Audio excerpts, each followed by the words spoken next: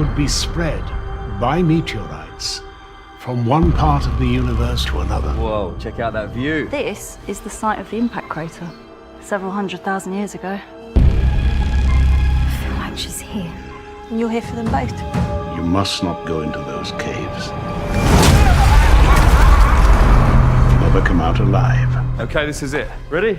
Yeah. Ladies first. Just kidding.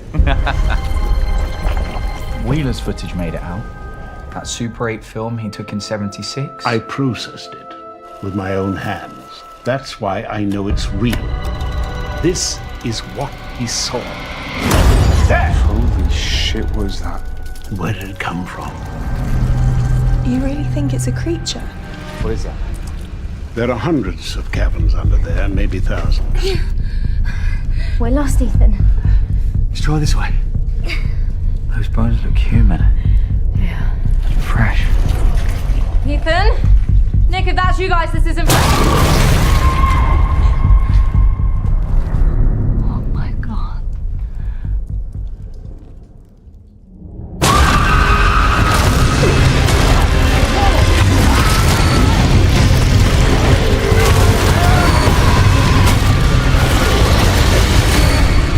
Welcome to TikTok, you fat fuck!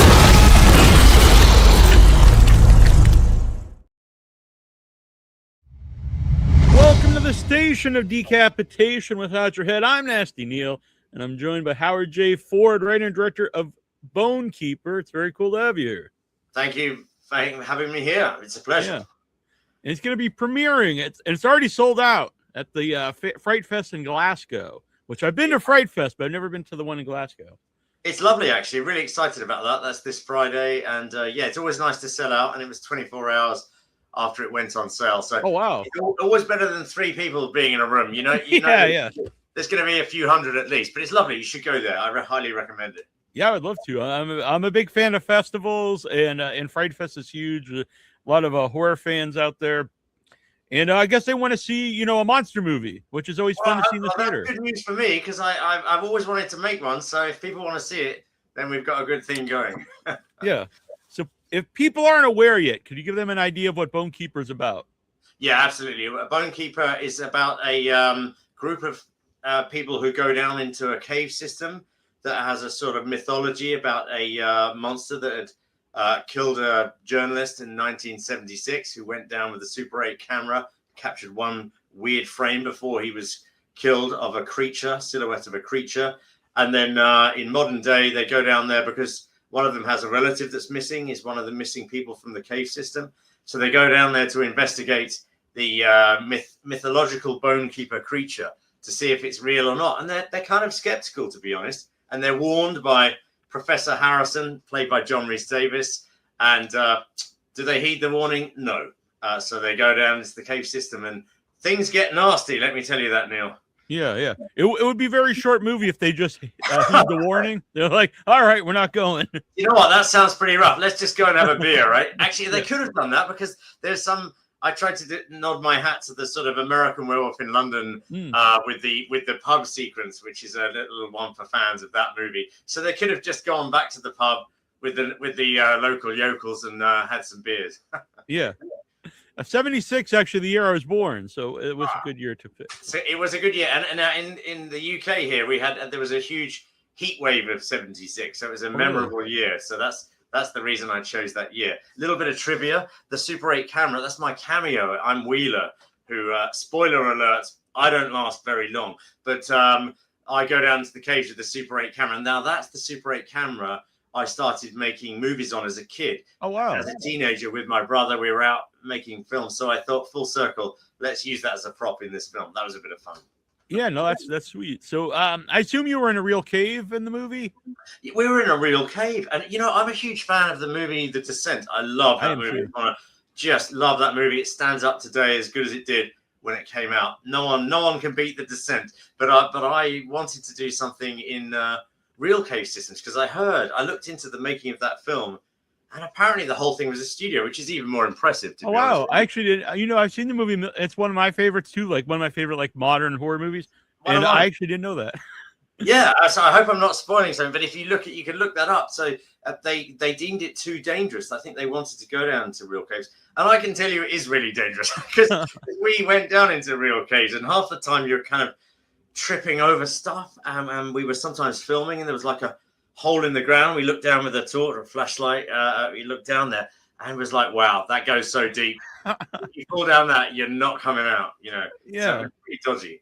Was that also hard to film then? Like just for like in tight spaces and maybe Yes. you don't, to find a place to put the camera? It really was hard. One thing I learned, and had to learn it quick because I was doing on Bonekeeper, I was doing cinematography as well as directing and all of that. Caves are really hard to light. I mean, I've lit all sorts of spaces. Now, if you have no light in a cave, there is literally nothing. Zero. I've never seen such. I thought I'd seen darkness, stumbling to the bathroom at night. But there's always a bit of ambient light. So I have never seen true darkness until I was in a cave system and you switch the lights off. You can't even wave something in front of you. There's nothing. So we had to find ways of putting little lamps. And I realized quite soon, if we had traditional movie lamps, like we brought down battery operated ones, we had a generator as well, but the cables didn't stretch far enough into the cave system. So we used these battery operated lights. But then I found if you directly, it just looks lit. It looks terrible. And I was thinking, oh my God, this is why Neal Marshall's done it in a studio. He's probably got these lighting rigs and all of that. But in the end, we found ways of hiding little lights that just created a silhouette of the cave. Because I didn't want a movie in total darkness, because I thought I want the audience to have a good time, a good ride. I want them to kind of see what's going on, give them some darkness, but not have it totally dark. So we found clever ways of doing that. It was hard, I've got to be honest with you. Yeah, now, but it was good fun. So like, how long do you take to even like define the right caves and find like locations in the cave to shoot? Like before you actually shoot the movie? Great question. So we went up, we did 2 initial location recce's up in Wales. This is where we shot the film, a little bit in Hereford as well. But I understood I was shooting in Wales, but apparently we were crossing the border into Hereford. So, I didn't even know where I was, but we did a Google research of all the cave systems in the UK, and it seemed to come up. There were a lot in Wales, and I tried to contact all of the sort of caving clubs and things, and I wasn't getting very far. Then we found a place called Clearwell Caves. So we had, which has a public sort of access point. So, it's one of these cave systems. You can go and visit the locations in Bonekeeper, not just the cave systems, the cabins. I'll talk about that in a minute. But and this place called Clearwell Caves has other parts. It goes for miles. We found out they had cabins that go for miles. So we initially rented that place as a cave system, and we did some things that we could do kind of, I'm going to say, safely. But after that, we had to find random other cave systems that climbers in that cave sort of, I don't know what you call them. People who go down caves. Spelunkers, I believe. Is that right? I've never even come across that. So there we go. Those people. And they kindly showed us these places. They took us to places that we would never have found otherwise. And then I had to start negotiating permission to be in these places once we found them. So that took some time to sort of negotiate with the authorities that had jurisdiction over these things. But yeah, we went with did a location recce with some actors, and then we did some sort of test shots, and I sent them because we were doing some, there is some physical stuff. We've got Bonekeeper props and all that. This is one hanging around here. That is one of the legs of one of the creatures. Yay. Bit of fun. I'll bring that to Glasgow. But and then we also were obviously doing digital effects as well, because I didn't want to do the kind of movie. I've always wanted to do a creature feature, and I didn't want to do the person in a suit thing. The person that's in a suit. It doesn't matter how good the suit is, and those suits are bloody expensive anyway. They're never that amazing. I don't know. I wanted some physical stuff, but I wanted to do huge creatures as well. So the technology's got to the point where we can do that. And so when we went on the location recce with the actors, I took a bunch of test shots, did a bit of test lighting, sent those to this VFX artist, Giordano Aiuto, I think his name is, Italian guy, super cool dude in the middle of nowhere in Italy that does these effects. And I found him online and said, could you add a huge tentacle creature coming in and grabbing this person and pulling them out of frame? And we were getting these test shots through that were kind of blowing my mind. It was like stuff that would have cost me $1 million Yeah. 5 years ago, was suddenly more accessible. So that's kind of how it came together. That's really cool. Like, how hands-on are you for the, like the tentacles and the looks of the different monsters? Yeah, I mean, those things. So we've got some things are physically there, and but other there were times, of course, when the actors. There's no green screen. That's one thing I will say. That Bonekeeper, everything is real. We have real actors, real location. Not a single shot is green. Actually, I say okay, that's a lie. One shot of John Rhys Davies in a helicopter is a green screen shot, but outside of that one shot, everything is real, except of course there are no agencies that rent out monsters, so we had to make those somehow, and those were all designed by human hand, and then of course animated with the latest technology that's there, and to produce those results. So occasionally we had to have actors acting with nothing, do you know what I mean, screaming away at being attacked, and then it's added afterwards. Whenever we could have a physical thing grab them, we have a physical thing grab them. Do you know what I mean? We did as much. I love to do as much in camera as I can.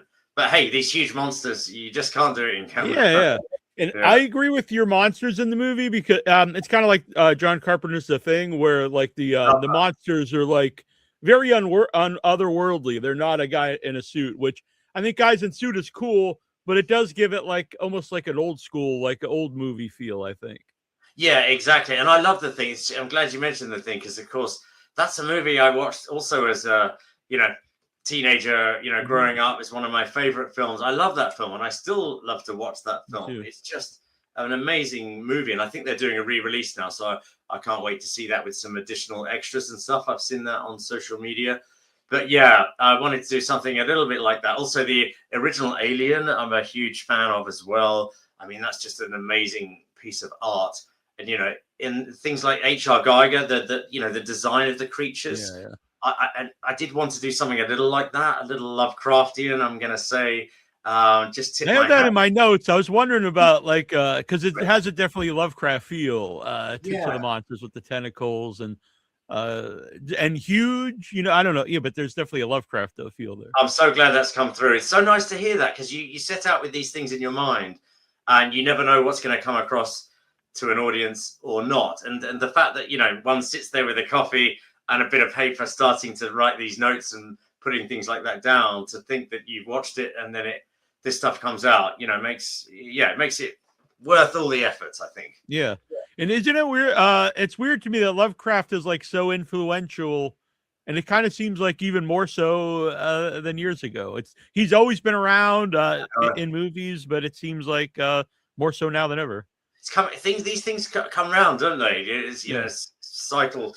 So it's interesting, and I'm really glad that is coming through. And I really hope. I did, to be honest, Neil. I did want to make an old school style creature film, but I've waited till it's that thing of waiting till the technology felt right that I could sort of do it the way I wanted to, and with the budget available, because it's we're not talking about a huge budget movie. It's one of my independent films, which is why when I do those films, I can sort of work with the actors I want to work with. So I go back to Sarah Alexandra Marks, Louis James, Tiffany Hannum Daniels, Sophia Alini, Danny Rahim, Tyler Winchcombe, Sarah T. Cohen. These are actors. Some of them I've worked with before. Some of them I wanted to work with. So I'm just able to assemble like a cool group of people and go to these places, which is what we did. And then, of course, bringing in John Rhys Davies, which was it's always great to see him in anything. Had any of your actors that either you worked with before or the new cast, had they ever been in caves before or caverns? Have they ever worked in them? No, was the answer. They hadn't. And what's funny was, everyone, to be honest, I think we just all were kind of adventurous people. None of them were cavers or whatever you call them. And so when we first went down, it's funny because the sound guy, Joe, great sound guy, he mic'd everyone wearing a microphone. So of course all the cast are wearing a mic. So we've got seven people at one time in the cave system with a microphone. And when I got the take back, with all the sound that you can hear close up even when they're far away. It was hilarious because all you could hear was yeah, oh shit, yeah, no, don't, no, watch it there, Slippy, and it was just a cacophony. And I was like, okay, I'm not sure this is gonna work. It's a cacophony of people like tripping up or making noise. Watch that, that's dangerous, don't, Slippy, boom. And I was like, okay, guys, you're gonna have to do this. Let's walk through a couple of times. You're gonna have to do this without saying any word. Right. Nothing coming out your mouth until you have to say the line of dialogue. So we had to sort of get through it like that. And but they were super troopers. Honestly, they I can't believe they, no one complained. And it was, I've got to say, pretty dangerous. And I'll be honest that I'm amazed. We were going very deep into these cave systems, and I was concerned we would get lost or that the cave would crumble. I was working on this one bit. I had a like a Steadicam is a gimbal thing with a camera on it. And I was filming the actors coming up like the hill, and I'm up the hill, sort of wedged myself against the side. And I turned around and there was a boulder there. And I looked at this boulder and I was like, hang on, this thing must weigh like 2 to 4 tons. It was so huge. It would have killed me instantly, I feel. And I realized it was held against another boulder with just like a pebble.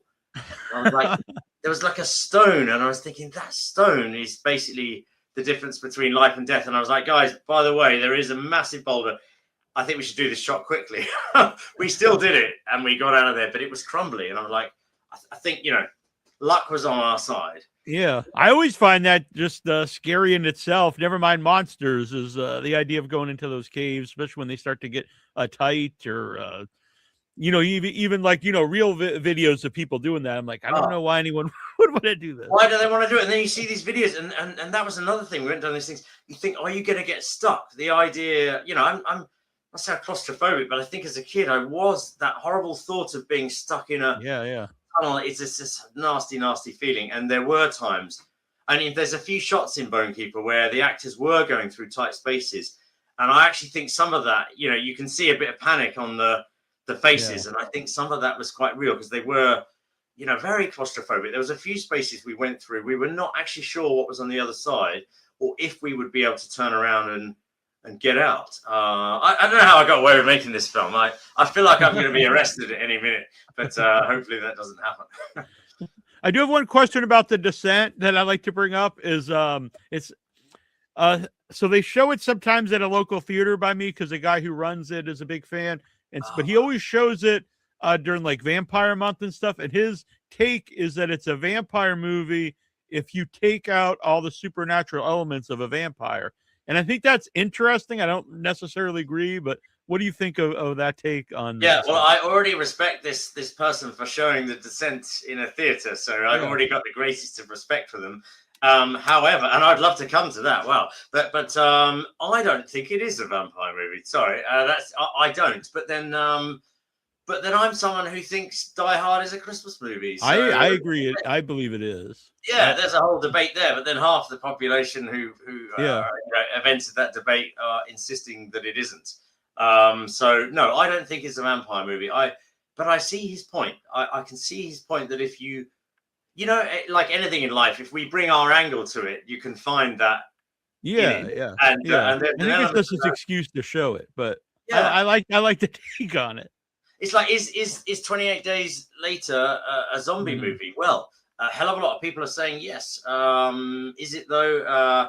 Even the makers say not. So, I don't think it's a vampire movie. But hey, even if it is, it's a brilliant movie. And I met Neal Marshall a couple of times. Really nice guy. So talented. I think he did the most amazing job with that film. I love it. I watched that again recently, but I waited until after I'd made Bone Keeper. Yeah, because you don't want to be influenced like. Or I always think you don't want to be influenced a different way. Be like, oh, I don't want to put this in the movie because it reminds me of The Descent. Yeah, I don't know. I think it would just be on your mind the whole time. It would be on my mind. I wouldn't want to accidentally copy a shot. So I really want to, because I feel like that would happen. If I'd seen it like a week before or something, I might just be tempted to kind of copy something, and I didn't want to do that. And look, I have the greatest respect for that film. I hope a few fans of The Descent might want to check out Bone Keeper because it's different, definitely different. Yeah. But I'm a fan of both movies, and not just because you hear it. I love Bone Keeper. I would love to see it on the big screen. I think that's the best way to see any movie. But all the monster stuff and with people, because it's fun to interact with a horror movie with an audience. You're exactly right, Neil. We did a test screening in London of Bone Keeper. Just a private screening where it was cast and crew, but everyone could invite a couple of people. And we filled up this place so much so we had to bring in more chairs at the front. I sat on the floor, it was like that. And it was just so, I felt so satisfied. And normally I kind of hate my own films, or at least I find them a bit cringy in places when I feel like I could have done a better job, like half the time or more. But I really had a good time in that screening because everyone was jumping. It was like, the whole thing worked. The fright, the sound, like when the creature comes, raw thing was bursting through the screens, and there's nothing like the cinema experience for that. We are getting a theatrical release in a couple of countries. Oh, great. Sadly, I don't think the US, and I don't believe the UK, just a small amount, but there's a few countries where it is going on a general cinema release. So I might have to fly out. Yeah. And I think lately, like independent horror movies are the movies that do get theatrical release for that budget. Because like a smaller budget drama is probably not going to get a theatrical release unless it has like an A-list name in it or something. Because it is what people like to go see. It's true. The trouble is, though, in the UK, it's really hard with the independent films on the cinema. Again, as you say, unless you've got whatever George Clooney in it or whoever, that's a bad example. But someone who you're doing a rom-com that's 20 million plus or whatever.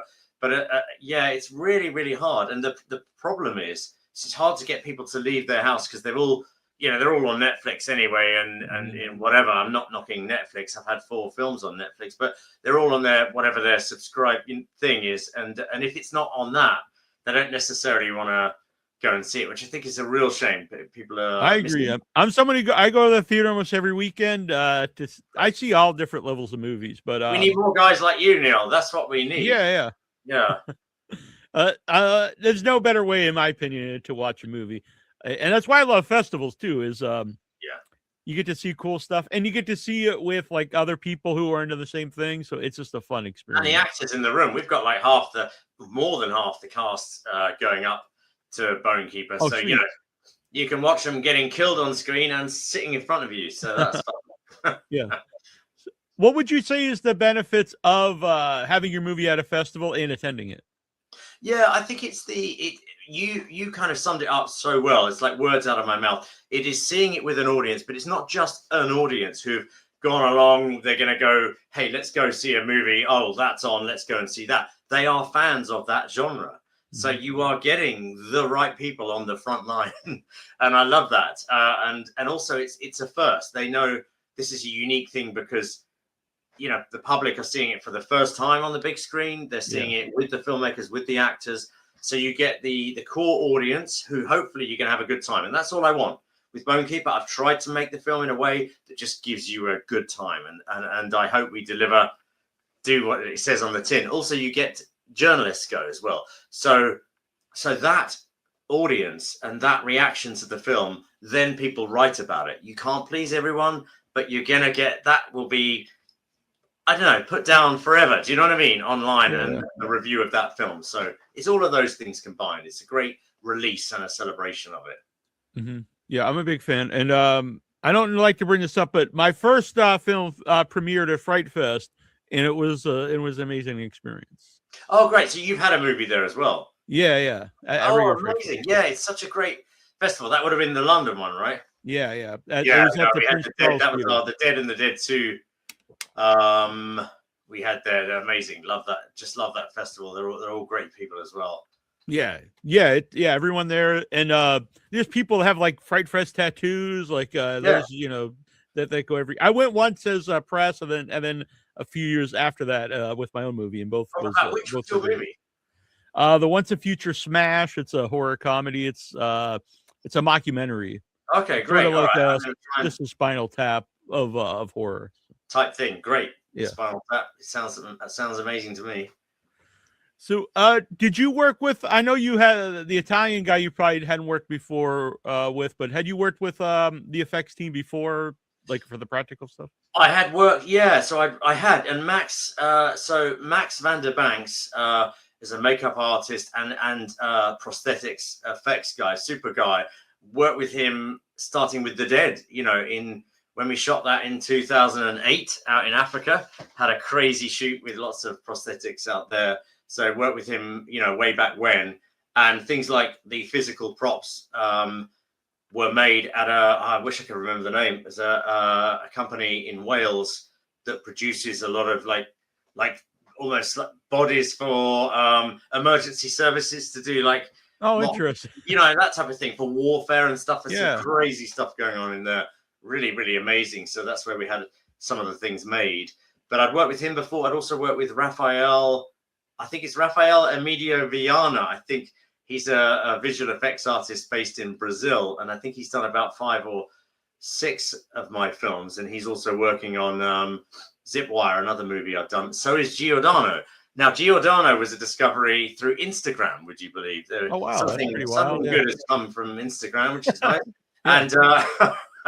And yeah, so Louis James, who was amazing on both sides of the camera in Bonekeeper, he messaged me to say, do you know someone's done a cave, someone's made a cave monster already, and he sent me this Instagram link, and I think his name, he goes under Velium something online. He's got like 50,000 followers or whatever, and he's got all sorts of crazy effect stuff. And there was like a monster, it was more like a troll, but it was going through this cave and like smashing stuff up or whatever. I was like, hang on a second, so if he can make that and it looks really cool, then maybe he can do this thing. So I reached out to him and said, hey man, I just want to say, love your work. It's just incredible. Keep up, you know, super inspiring job. And then about a day later, I got a message back saying, oh, wow, I've just looked you up. You know, this is really nice of you. You're a filmmaker. And then it started like that. It was a bit of a fishing exercise, really. But he came up trumps. And then, you know, I went out to Italy to sit with him as he designed things like the bone wall, without giving too much away, when they arrived at that point in the cave and all the sort of bits from other explorers and skulls and all sorts of things were in there. And you sort of sat with him while he was making all those things and choosing which hat we would put in there and all that stuff, building it up and then animating it once it was done. It was a really cool experience. And he's a real artist because when he's not doing visual effects on machines, he's painting murals and pictures, and he's just like a proper old school artist. Really cool guy. I definitely I'm gonna look him up. Because I loved all the effects in Bonekeeper. Thank you. Yeah, he's doing some amazing stuff, and it's I think he's going to be in demand. He's one of these people. I love these discoveries. I love it with actors as well. You discover someone, and then you know, they kind of get famous and off they go. But I feel like he's one of these guys. I'm going to get to that point where he'll be hard to book. And I kind of look forward to that day. You discover them, in quotes, and then one day you can't even book them because they're so busy. Yeah. Fine. I kind of want. It's always cool about festivals, even if I don't really know them that well. You do feel proud, like, oh yeah, I saw this guy, you know, at the festival, and they've gone on to do like these giant movies. It is cool, isn't it? You never know what someone's career path is going to be, do you? You just never know. So, John Rhys Davies, how did he get involved in the movie, and what was he like to direct? He was absolutely hilarious and a joy. And I met John a few years ago. I'm trying to think how long ago it was, 5 or 6 years ago, maybe, when we did I directed a champagne commercial in France. Oh, interesting. Randomly, and he was the star of he was almost like a Bond villain type thing in this. He was it was really cool. And I wasn't going to do this commercial at first because they wanted a commercial, but then they wanted like a short film, like a 5-minute short film. And I said to them, no, I don't really want to do a short film anymore because I'm doing features, and I don't know if I should be doing a short film. I'll do like a 60-second commercial, but not a short film. And then they said, well, we're going to get John Rhys Davies. And I was like, no, you're not. I think you're lying. I was like, I tell you what, you get John Rhys Davies and you prove to me that he's attached, and I'll come and do this, and I'll come and do your short film as well, a brand film, you know. And so, yeah, they did.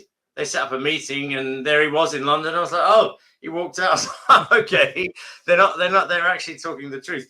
And so we went off to France and we shot this film, and we had a great time. He was just like an absolute legend. I mean, he is a legend.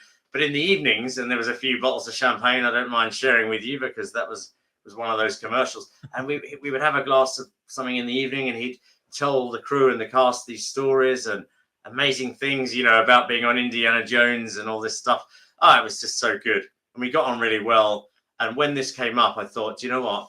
I really want to do something with him, and I really want to get him in it. So I took a bit of reaching out. I've got to be honest. It took a bit of doing. And there was a moment where I thought, we're not going to get him, and I'm going to have to get another actor. And then a whole bunch of us were up in Wales on the location recce outside the pub where the pub scene is filmed.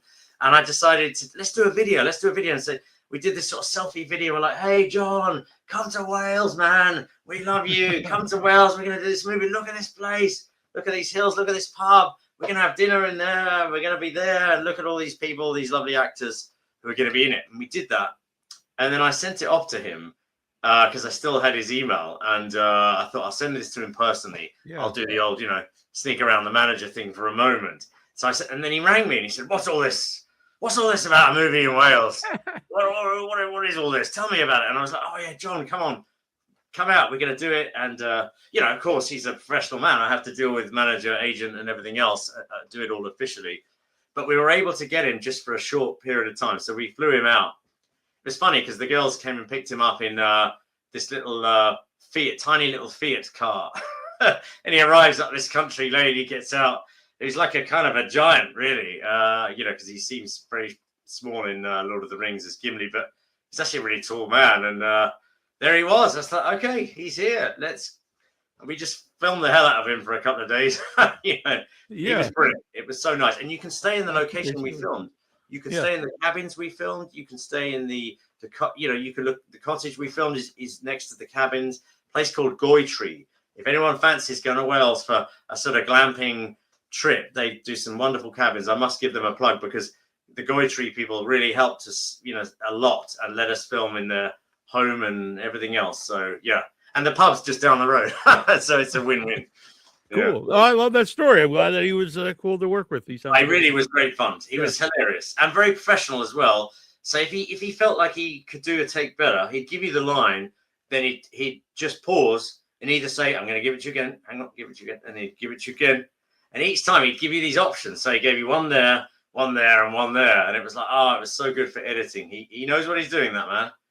Oh, cool. Oh, that's awesome. So I don't want to spoil anything in the movie, but there could, you know, might leave it up to a sequel or something. Would you like to do sequels? I have. Yeah, so exactly. Thank you for saying that. Yes. Do you know what? I do have a whole load of ideas for a sequel.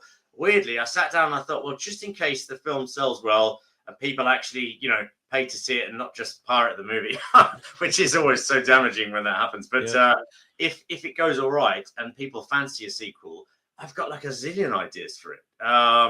Yeah, so I'm ready to go on that. I've been messing with something. I've even done some concept tests, some effects tests, and it kind of goes somewhere else. I don't want to give too much away, but there's a few hints at that towards the end of the movie. Yeah, I might well do it. I might well do it. Well, I tell you, you'll know if people actually went to see the film. If we've made a part 2. All right. Yeah. Well, I look forward to that. And so people go out if you're in. Well, you can't get a ticket now, but if you after the premiere, if it's playing near you somewhere, definitely go see it. And after you see it too, if you are watching this and you're at the premiere, go and rate it online. This really helps independent. Thank you. That makes a massive difference, the old IMDb rating, because there's always someone who's desperate to come on and give you 1 star. So if a few people like it, you know, it really helps. And Letterboxd too is helpful. Yes, yeah, it is. It is that, and the UK release, if I may say, is 6th of April. So you know, I believe that's UK only at the moment. But 6th of April, we are in the middle of talking to the US distributors, so they're trying to get it out as soon as possible. After that, is my belief. All right, cool. Yeah, I enjoyed it a lot. I thought it was great. I keep a list of my favorite movies throughout the over the years, so I can remember them at the end of the year, and it's already in my list. So, man, Neal, that means the world to me. Really does. Makes all the effort, everyone's effort, worthwhile. So thank you to you and anyone who goes to watch Bonekeeper. I really hope, you just have a good time. I just want people to have a good time, and it's a sort of tip the hat to some of those movies we loved. Yeah, no, it definitely does. And it's definitely, I mean, like I said, any movie to me is better in the theater, but it definitely is a movie I think would be great to see on the big screen. I agree. I wish it was doing more big screens, so I'm hoping that will influence them to give us a few more theaters. All right. And well, congratulations on the movie. Thanks so much for your support, Neil. Really, really appreciate it.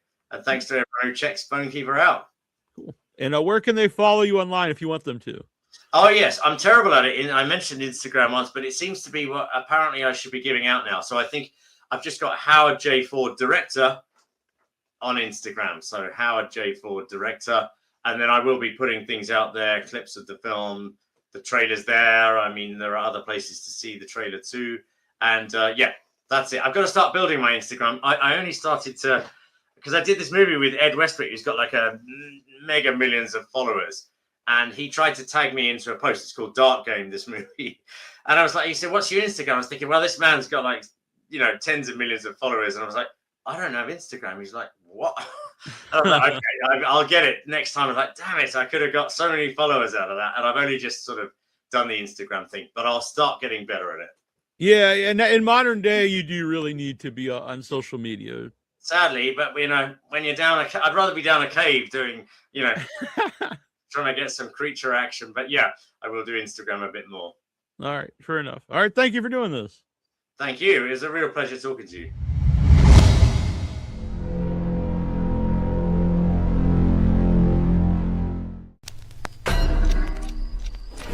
Puncture marks in the jugular, and yet the heart still ticks. The dead have awakened. There's a lot of strange things happening in your town. The saucers have landed. And if the bats on strings don't get you, the vampires will. How the hell does this happen? Just last week, our biggest issue was that guy who jacks off everywhere. Vampire zombies from space. You can't shoot these things. You cut them in half, you got two of them. You gotta drive something straight through their heart. Like a vampire. Bingo.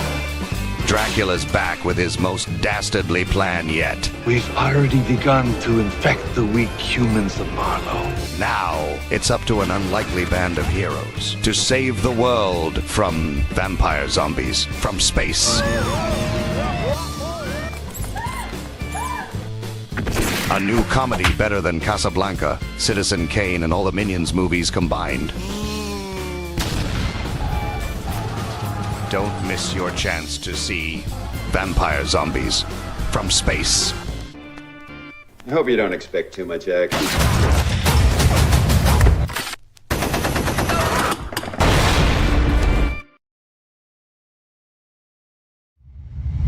Welcome to the station of decapitation without your head. I'm Nasty Neal, and I'm joined by Mike Stasko, director of Vampire Zombies from Space, now on Blu-ray. It's cool to have you here. Yeah, thanks for having me. Yeah, so give people an idea, though I think you can get a good idea from the title. Give them an idea of what the movie is. Yeah, Vampire Zombies from Space. If the title doesn't intrigue you, then stay away from the film. But it's a pretty good synopsis. I mean, it's a satire, spoof, homage, whatever you want to call it, the 1950s monster movies, done in black and white, done as kind of a love letter to the Ed Wood type films of the time, with a little bit of Young Frankenstein, Mel Brooks in there, and South Park kind of thing. So if you like, it's got toilet humor. It's got some low jokes, some high jokes, and some more low jokes in there. So I'll be honest, going in, I thought I'd probably going to like this movie, but it's honestly a much better made movie than I expected it to be. I thought it was great. Oh, thanks. I appreciate that. Yeah. It's definitely for someone who grew up watching those kind of movies. Like you nailed that, but there's also like the performances are great in the movie, and there's a lot of really good effects. There's like a combination of like there's like some really campy stuff, obviously, which lends to the movie, but there's like some really good gore in the movie too. Yeah, a lot of the good gore you see, I think almost all of it is in camera and done as practical effects. So there's some stuff. I mean, if you see fire, like we did, all the fire was digital afterwards. for safety and budget reasons. But all the actual like silicone pieces and like if you see a head getting chopped off or someone being shot and blood coming out, those are all real squibs. This is all like we constructed real people's heads, spent 6 weeks doing it for 2 seconds of screen time, that kind of stuff, Yeah. making the guts and the gore that go inside of all of it, all those elements. So all the practical stuff there is real. I mean, honestly, just watching the movie, like I could tell everyone involved, like this is something like you guys all loved and we're into, which really comes through the movie. But along those lines, like kind of like when you put it together, you know, because so there's a lot of green screen, but there's real places. There's like cool gore, like kind of having like the lines there. Do we want it completely campy? Do we want the gore to look more realistic? Like how do you decide all that? Well, some of it was looking at what had been done before in this like kind of horror comedy genre, and because there's been a few hits, but there's been a lot of misses where it's really hard to spoof it and satire it, right? So I mean, we definitely leaned into the camp for sure, but I think in the past people would lean into the camp, but then they would have the actors play at camp and wink constantly at the audience and point to the jokes and let the jokes stay there on screen that much more, and the performers would know to not take it seriously. So strategically, I hope it came across as we told all the actors playing the characters, no, this is serious for you. This is actually happening in your town. These are real. I always mention on the show, though, I do think along what you're saying, I think that makes it funnier when all the performers are acting very serious and giving real performances. Well, yeah, let the jokes play out because of what they're saying, not how they're saying it, right? And let the jokes play out because it looks in the world of real. Like this is what worked well for Young Frankenstein is it was shot very handsomely and it looked good and like everything, the costume design like was great. And then when they would, so you're in the genre, so then when they would subvert it, that surprised you and that was funny. So it was the same thing. We had to make it look good and get the costuming right and all that, get the tropes all right. So then when we turn something on its head and it comes out of left field, that's why it's funny. Mm-hmm. Now, did you like give any movies like references to any of the cast to watch before making the movie? Some, yeah. Myself and the two co-writers, Alex Foreman and Jacob Scrippa, made a list. There was a few that I actually sent to a few of the cast members too. Obviously, Plan 9 from Outer Space and Young Frankenstein were the big ones, and even a deeper list for the cinematographer to kind of go through as well. And it wasn't necessarily like to say this is copy this, but it was just to kind of get them in the mindset. Yeah. So that if they knew that I was good after one take, that's why, because I like that they butchered a line, right? Yeah. Yeah. Had you ever, because early on when I started the show, Conrad Brooks was on, and I used to talk to him a lot. At the time, I think he was the last living cast member from Plan 9. He's passed on since then. But had you ever been in contact with him back in the day?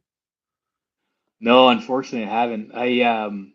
I came from I've the last 20 years I've been doing the features that I've been doing are all been comedy or sci-fi. So this is actually the first horror film that I've done. So my interest in this script and doing this film was more so this will be the first chance I do a comedy and a sci-fi kind of together. And it just happened to be in the world of horror. Now that I've done it, I love it, and going to all the film festivals over the last year and just seeing the horror audience and how much they love it. I mean, they're rabid fans, they're diehard fans. If you hit that target audience correctly, they absolutely love it. Whereas you can have comedy can be broad, drama can be broad, and it's just it's not my kind of comedy or whatever. But if you're doing like a horror film and the horror audience loves it, then they really love it, and that's been kind of attractive and nice to see as a response. Yeah, and it doesn't for horror, like it doesn't necessarily have to have like big names in the movie. Doesn't and it's one thing that people even go to the theaters for, even if it's people don't necessarily go to see like a low budget drama, but they'll go see a lower budget horror movie. Yeah, no, if you're doing a drama, I mean, you need Tom Hanks in it or something. Yeah. And then it can be about people talking and they're good looking enough and famous enough to hold your attention. But with the horror or the psychological thrillers, you need high concept, right? You need like, what if this scenario took place? And then, yeah, like you said, you don't necessarily need big names attached to it. You just want to throw something or remix something to the audience that makes them very interesting. So the guys you wrote it with, are they like horror fans, or were all three of you, doing the comedy together before this in sci-fi?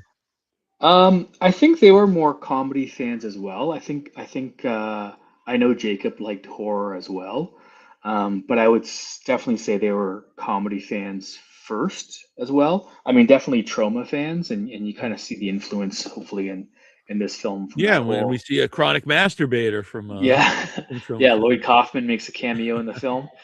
Um, so but yeah, it's kind of opened my eyes up to the horror. I mean, I'd heard that before as a student of film too, like knowing that it's a great entry point to make a feature that's a horror film because you can reach an audience without having the big stars, which is normally what you don't have at the low budget level. Um, but actually seeing it happen, like the reach the film has had so far has been unbelievable. Yeah, I know you guys played Buried Alive, which I was at this year, Buried Alive Film Festival, tons of film festivals. And did you do that? Did you do festivals before with sci-fi and comedy, or was this really like a new thing for you going to the festival route? Well, I'll tell you, like I've always done festivals, and as like I'm an indie low budget filmmaker, and I hope to, stay that way. Maybe my low budget goes to medium budget one day, but definitely Sure. indie. Um, but I'll tell you, I had done, I mean, 5 or 6 other features as whether it's writer or producer, director before this, and we've always done the festival run. And if we got into 3 festivals over the course of 6 to 12 months, we were ecstatic, right? Because 3 meant that's a pattern, right? There's no mistake. If you get into one, it's like, well, Right. someone like one person liked it and you happen to get in. This film, so like again, all my other films got into 3 to 8 festivals kind of thing. This film got into 50 Oh festivals over the wow. course of 12 months. Um, so it just took off to a different realm that I hadn't been a part of as far as the festival circuit, for sure. Yeah. Yeah, I'm a big festival goer myself, and what are the importance would you tell the people of not only getting your movie in the festival, but I assume you attended a lot of them. So you can maybe not can't attend you Yeah, can't attend all 50, but no, but I attended probably more than half of them, and if not, I had the other filmmakers that working on the film attend the other ones. So yeah. we tried to have someone represent at every festival for sure. Um, but no, if you go to a festival and it's playing in front of 60 people or 200 people, and you're there, then you get a chance to get those 100 people to kind of be like um, wardens of the film. They're going to go out if they like it. They're going to Mhm. go out after and tell someone. And even at the Hollywood level, the word of mouth is so much better than the billboard or the Super Bowl ad kind of thing. As far as turning a butt into the seat kind of thing. Mhm. Um, and obviously in the horror world, it's like you have friends who are into horror films, and if they recommend something, it's not a grain of salt or whatever. Um, so it's very important to do that for me anyway, to do that festival run, um, to kind of get those fans and talk to them. I mean, it's great just to see their reaction in different cities and see what jokes play and what don't. And well, these jokes work in every city. These ones only work in these cities or that or south of the border or north of the border, that kind of stuff. Um, but yeah, and then as an indie film, you're trying to get distribution and broadcasting in all these different territories. And in the past, I've been able to get that in Canada and the US, and then maybe a couple other countries where this film we're now in over 20 other films, and it's spread out, and that's only because of the life it had in the festival. So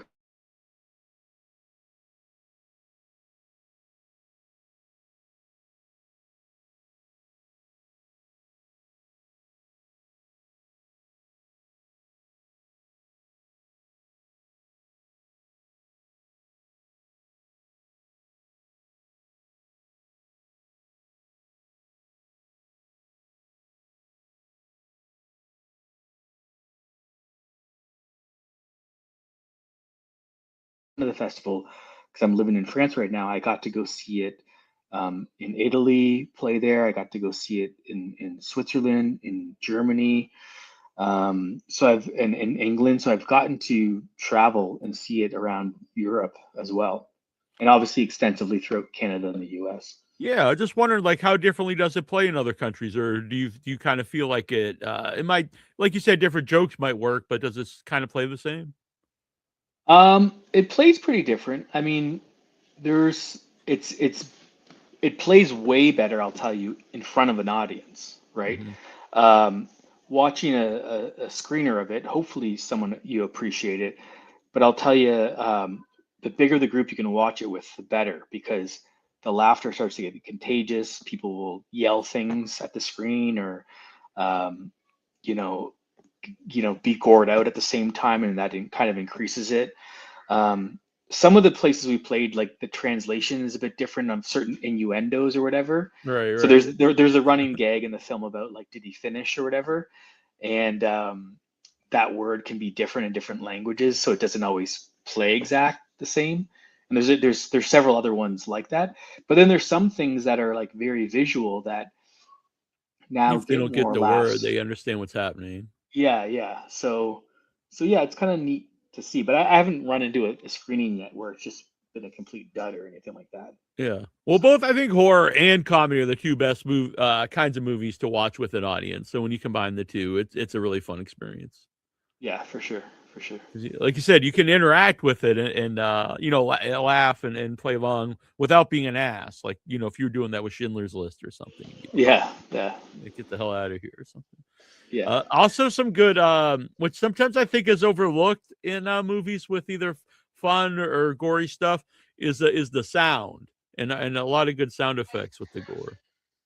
Yeah, yeah. Squishy A lot of the sounds you hear too, like we spent 2 days of just creating gore sounds, like Really? inside a ADR studio, breaking celery and mixing spaghetti around to make gooey sounds and stuff like that. So a lot of original sounds in there, and myself and Jacob Scrippa and another guy, Michael, worked for months doing the sound design on all of that. So very layered sound design.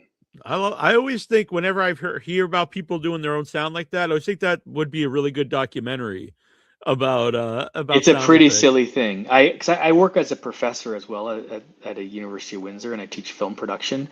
And a few of the days I had some of my students come in to do some of the sound, like break the carrots and chop stuff with machetes or whatever. And it's a very surreal thing because I'm like, one day I'm like a professor in a lecture hall talking film, and the next I'm like, come and see the real deal. And then they're like down on the ground, like cutting up a ham bone or something like that. And I'm like, this is filmmaking. And I don't know if they lose or gain respect for me when they do that. So how did you are you a trauma guy? Like, how did you get what was like the decision to get Lloyd Kaufman as a cameo as the public masturbator?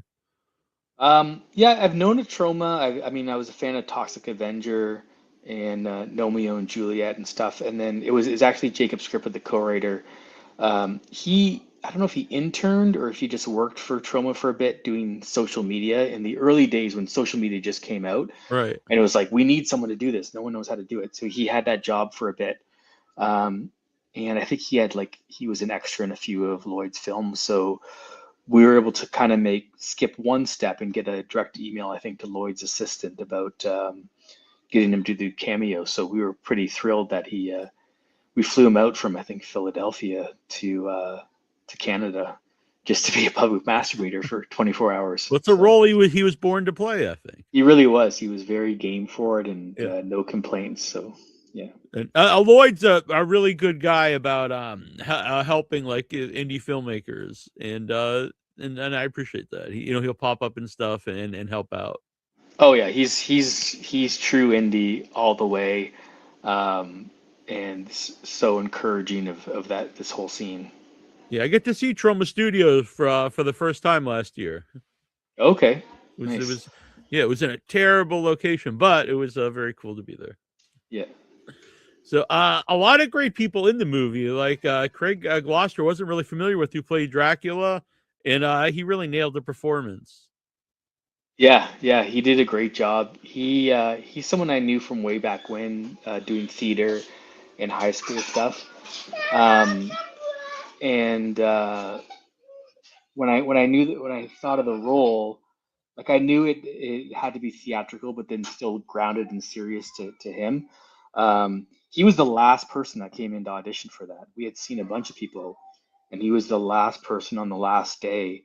And I just looked at everyone else in casting, and we're like, "This is perfect."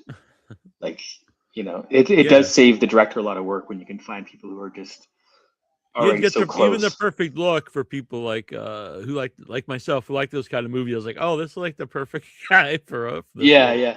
No, he went to some of the festivals after, just dressed normally, and people were like, "Oh my God, that guy looks like Dracula." And then they would watch the film, and they're like, "Oh, that's why he's actually Dracula in this film I'm watching Yeah, right now." Yeah. and I got a big kick out of the three you got Vampira and Nosferatu Oh, and like kind of the Buffon Dracula on holograms, which is a lot of yeah. fun.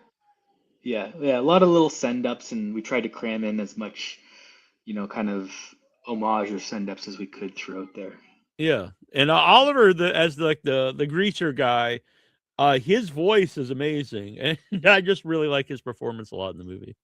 Yeah, and he brought that. He sent in because he first did an audition on tape. And he sent in like I think three different versions, which we didn't ask for. He just said like I don't know what voice to go with, so he sent in three. And the one that he went with that's in the film, he called Loose Elvis. And I loved it. I'm like, that's the perfect voice. So then I contacted him right away. I'm like, can you go back and do these two monologues? I sent him couple more monologues. And I said, can you do it all with that voice? And then he did it, and it was spot on. So again, as a director, I'm like, okay, he's doing it. I don't have to shape his performance. So Yeah. this is the guy. Yeah, he's perfect. He's perfect in the movie. When you guys were putting it together, did you always know you were going to do it in black and white? I did for sure. Yeah, yeah.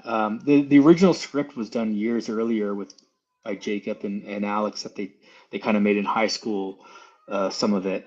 But then when I came on board 5 or 6 years ago, I knew from the start it was a black and white film. And I mean, along this writing process and the financing process, I had people try to urge me to do color, and even when trying to sell it afterwards, people were like, if you can give me a color version, it's worth X dollars more. And I'm like, no, there's zero chance. Like I have no appetite for it because it doesn't make sense. It's No, not no, I what we're agree. trying to do Yeah.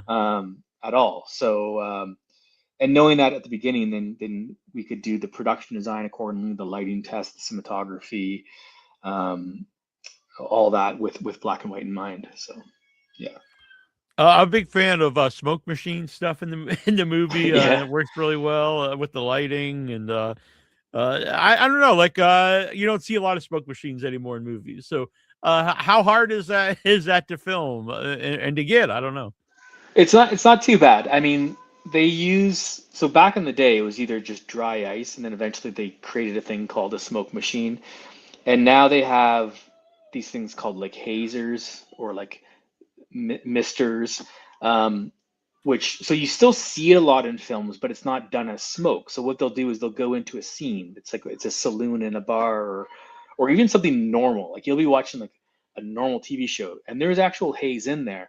What they do is they go in with the hazer or the smoke machine 15 minutes earlier and put a bunch in it, and then let it dissipate. And what it does is it creates all these particles are left behind. So it kind of gives a texture a bit to the air and gives it a bit more of that film look kind of thing. Um, and it really helps the depth of focus kind of separate a bit more. So it's still there, but it's not used as the traditional smoke machine way. So as far as accessing the equipment, that's no problem. And it's very readily accessible and easy to do. It's just going back and learning, using the techniques that were done years ago is what's not done so much anymore, where you're just like flooding a room with smoke kind of thing. Yeah. It should come back. I'm a fan. Yeah. And would you ever want to do another one, like sequels to this? Yeah, I mean the appetite's there, but I mean it really depends on the follow through with the audience. Like we just got released January 20th, and so far we've been getting favorable reviews, and audiences liking it, but you ultimately need a certain tipping point where also economically it makes sense to do it. Like there's enough of an audience that wants it, right? Yeah. If your 5 best friends like it, cool, but I may not warrant a budget to make a sequel one. But so we'll kind of see how it plays out over the next year or so to see. Yeah, because whether it honestly, warrants a lot of indie movies, it takes them a little while because, like you said, the word of mouth. That's part of the fun of doing the podcast. Is if I see something really cool, I like to talk about it and tell people to check it out. So. Yeah, exactly. And if you just go off of how the audience reaction and appetite have been from the film festival circuit, it's like, yeah, no doubt we should do a sequel. But at the film festival route, it was target audience we were running into constantly. It was people there out of their way to go to Horror Hound Film Festival. Like, of course they're gonna like it if it's good. But now it's gonna go to like a bigger, more general audience and see if there's enough people globally that say thumbs up, that say, then we can go to financiers and distributors and say, look, we've done something successful on a low budget. We're willing to go low budget again, maybe a bit more, but can we do the sequel now? So yeah, low budget's a very broad term in itself. So yeah, and I use the term very loosely. Other people call what I call low budget, micro budget, or no budget. So I've seen people be like, "Oh, this film was like made just for $10 million, such a low budget," and I'm like, that'd be the most money I would see in my life. Exactly. Yes, I know. Yeah. I know. I know what you mean. Yeah.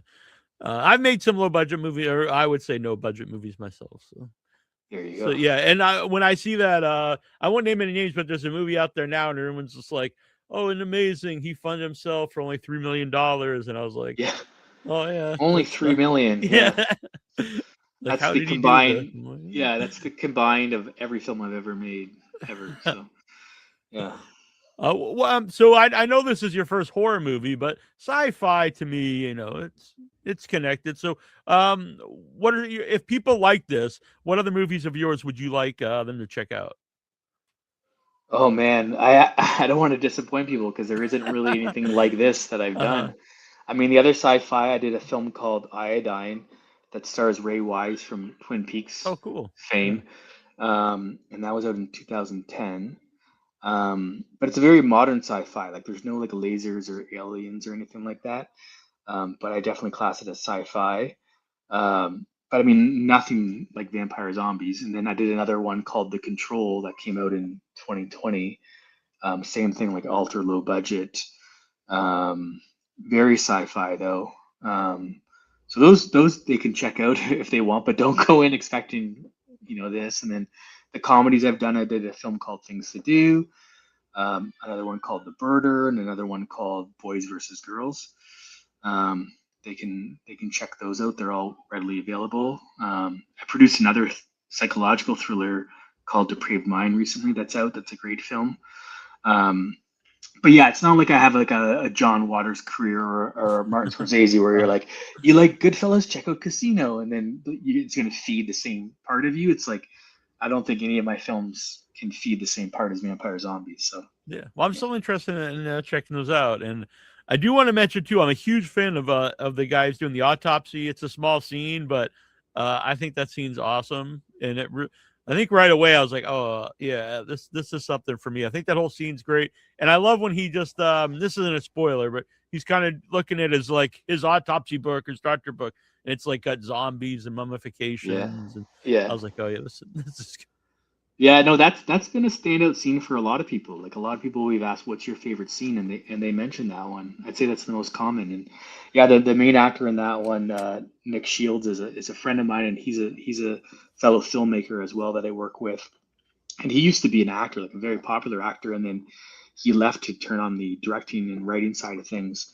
But I pulled him back in to do this for me. And the production design you're looking at is Greg Maxwell. I mean, he hand drew all that stuff in that autopsy. Oh wow, book. I love it. Yeah, it's great. So, is there merchandise out there like shirts or anything? Because there is. Would want something I would wear. So. Yeah. I mean, we have our main website is. Let me just go on my phone to make sure I'm saying it right. All right. Yeah, and I'll link it up on the website. Well, it's vampirezombiesmovie.com. Okay. VampireZombiesMovie.com, and there is merch available on there for sure. We made different shirts and hats and posters and stuff like that, and of course the DVD and Blu-rays available across North America and in Europe as well. So yeah, and I don't want to get it because we want people to check out the movie now. But are you working on anything currently? yes, but again, not related to this. So I produce Shakespeare films as well. All right. I mean, I don't only watch black and white No, horror I comedies, know, but you're like I imagine your audience who's watching this is probably into that. So I don't want to recommend a Shakespeare film when they're like, there was no gore in that whatsoever. But I have a sci-fi thriller that I'm working on that I hope to shoot really soon, and I have another comedy film that I'm attached to that I hope to happen. But yeah, I don't like to fully talk about it until it's like in the can or done kind of thing. But I'm working away. Yeah. All right. Well, we want people. We'll go to the website. I'm sure that link wherever. But do you want people also to follow you anywhere? Not to France, but like online. Come to France and stalk me, please.